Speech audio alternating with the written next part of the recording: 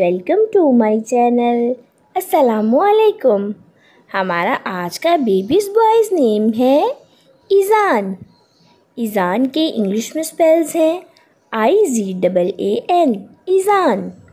इस नेम का मज़हब है इस्लाम और इस नेम का जिन्स है लड़का।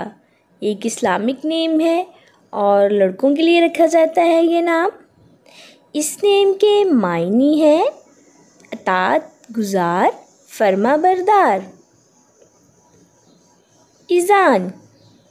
इस नेम के हरूफ की बात करें तो उर्दू में 4 हरूफ के साथ एक लफ्ज़ बनता है और इंग्लिश में इसके 5 letters 1 word.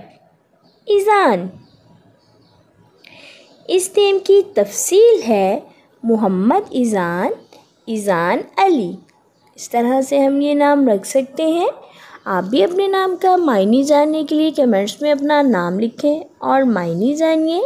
And please subscribe my channel, like the video and share with friends.